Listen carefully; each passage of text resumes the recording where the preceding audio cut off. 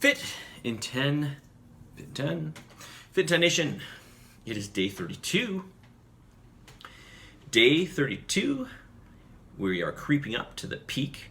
Not the peak, but you know, the halfway point of this challenge, at least formally speaking. And that's pretty exciting. But it's amazing how fast this challenge goes by, isn't it? Okay, feedback. If you haven't sent me your feedback, I'm going to start to list your name. That's right. I am going to list, I won't list your whole name, okay? But I'll list your first name.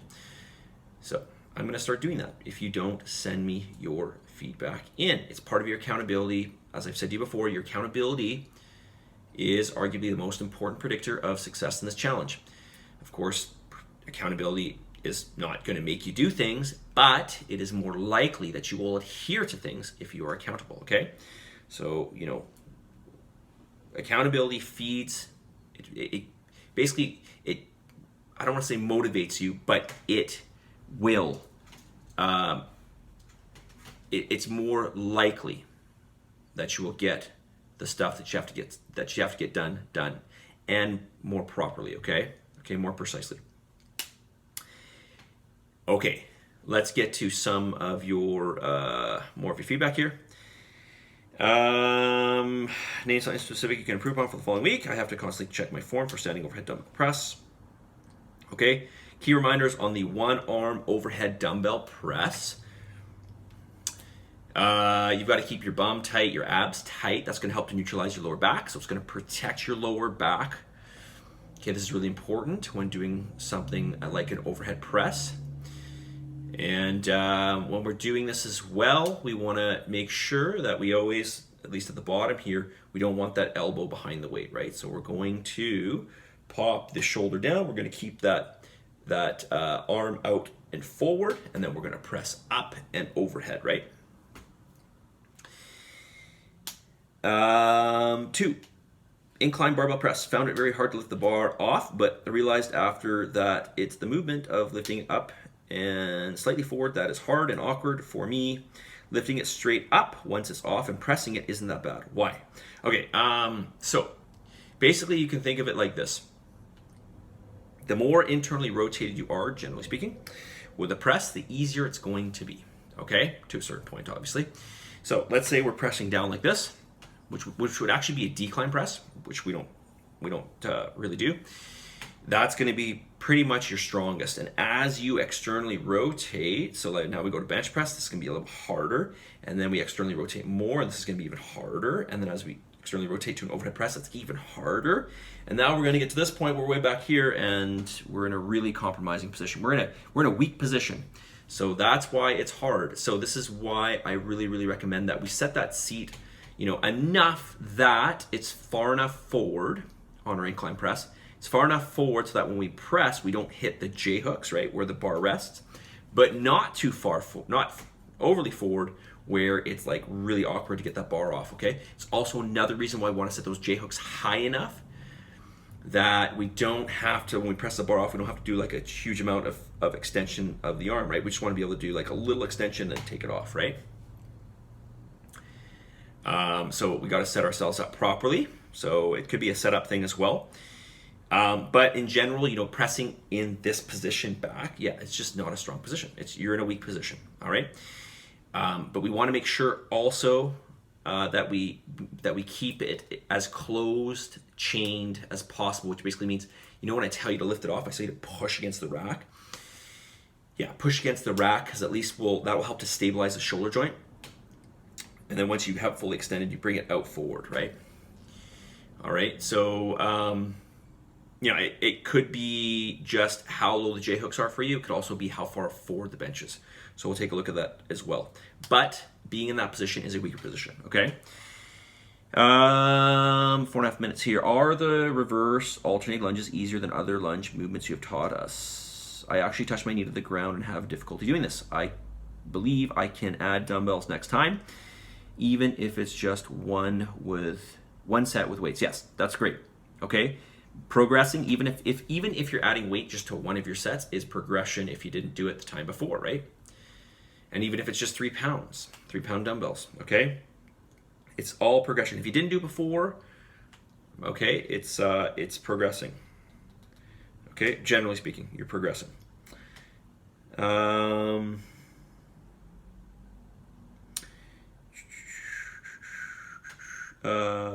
yeah, so are the reverse lunges? Yes, so the reverse lunges are easier than any other movement. This is mainly because you're stepping back, and by stepping back, you're starting to distribute the weight more evenly between the 2 feet. Between the 2 legs. Also, by stepping back, you're taking some tension off the quads. You're placing it more on the glutes, which is a bigger muscle, so it's going to feel easier doing it this way. Also, it's going to take some tension off the knees. It's going to place it more on the hips, which is, again, a stronger joint. I don't want to say it's a stronger joint, but it's a joint that's surrounded by more muscle, essentially. Okay, so it's just, you can think of it as more of a stronger joint. Is there anything you would like me to cover in next week's video series? What are the differences? I'm doing here 6 minutes. What are the differences in training with barbells, dumbbells, and machines, cables? Oh, this is a big question. I know you prefer the first two, but you haven't talked about machines. What are the strengths and weaknesses of using barbells and dumbbells? Okay, let me talk about that tomorrow. One more question here. Foam rollers, do they work for rolling out sore muscles? Can they do any damage? Can they help in any way? What about the ones that have vibration in them? There's rollers with vibration in them? That's weird. I didn't know those existed. That seems a little weird. I remember in one of my physiology classes, this is some time ago, we had to do a presentation on, so we just got to research an area. It was a group thing. It was basically over at least half the semester, so it wasn't like something you just did on a weekend. And one group actually did foam rollers, and if I remember correctly, I remember talking about this before and remembering what they said, but if I remember correctly, it was like the amount of data to support that they help to loosen the muscle or do really anything was very limited. But I wouldn't throw them out the door. I think that if by rolling out a muscle, by applying some pressure to the muscle, it is going to do something to help alleviate the muscle. I mean, we know for sure that if you put enough pressure on a certain muscle that's overly tight and you apply that pressure for an extended period of time, the muscle can release, okay? I won't say it always releases, but it at some point should release. So rolling with some pressure over it, I would think would do something. How much? I'm not really sure. Do I roll? Not really. Do I know a lot of people that roll? I do. And they swear by it. So, but I remember this group talking about it, and they said, like, there just wasn't really any data to support it. So that was kind of interesting. Can they do any damage? No, I don't believe they can. Can they help in any way? I think they can. One area that I should really roll are my quads, but I don't because it's so painful. But I do roll my rotators with a golf ball. Okay, now I realize that's not a foam roller, but it's kind of the same idea. It's applying pressure, rolling pressure against the muscle, and that, yes, that works. Okay, so. But that again is working for finer points where you are tight.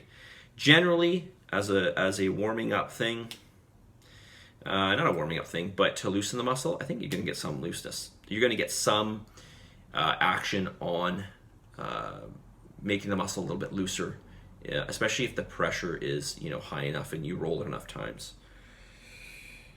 But as I said, at this time, I mean, this was back in 2011, maybe 10, something like that. So I just can't remember exactly, but I do recall, like I said, them saying that there just wasn't really data to support anything in terms of, helping the muscles to recover, helping against muscle tightness, that type of thing. But it doesn't mean it's useless, okay? It just means that they didn't see it in whatever studies were done. Okay, almost 10 minutes. Okay, message of the day. Message of the day. What is the message of the day? Oh yeah, we're still in the week of quitting, or the week that the week of quitting, the week that you will not quit, right? Success is connected with action. Successful people. Okay, I hate this word successful, but like I feel like we're like at an ending point, but I don't ever see an ending point. I just see a road of progression. So let's think of success as a road of progression. Let's use that phrase instead of success, because I just don't like that. Okay. The road of progression is connected with action. The road of progression allows people to keep moving, right? Sorry, that's not what the quote would say. All right, let me just read the quote. Success is connected with action. Successful people keep moving. They make mistakes, but they don't quit. Remember, oh no, I wrote that. I wrote, remember, success means progression. That's what we're talking about here, okay? So I'm going to read it again here, because I feel like I just blundered this. Success is connected with action. Successful people keep moving. They keep trying. They keep moving forward. They make mistakes, but they don't quit. Okay, there's many things I can think of, not major things in my life, but things I've walked away from because quite frankly I got discouraged. And I look back on that and I just think, man, I should have done that, you know? And I don't know if this applies to you or not, but the idea here is you got to keep trying and you will get there, believe me. Okay? So you can think of the way that you will progress is by continually trying, right?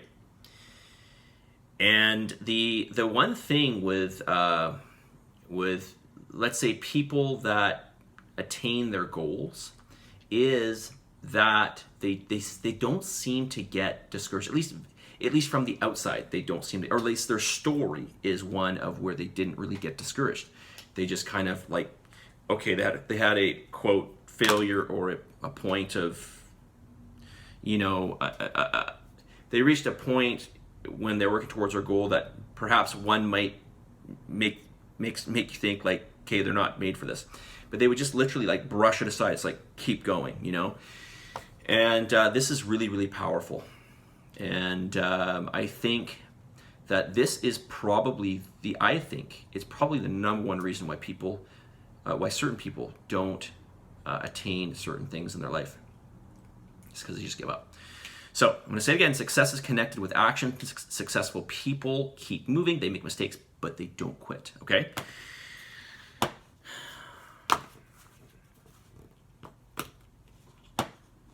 I just want to say, well, I'm not going to say it. All right, I'm just going to just wrap it up. It's 13 minutes. I got to quit talking. Positive energy, positive vibes. Believe in yourself. And for the love of God, give some gratitude for the things that you have. And I'll talk to you guys all very soon. Day 32, wrap up. See you all. Tomorrow's Wednesday, so I won't see you. But Thursday, hopefully I will see you in class. Or maybe Ken will see you. If not, I will see you Friday for sure, right? Right? Because you're getting in 3 classes per week, right? Hopefully. We'll see you all soon. See ya.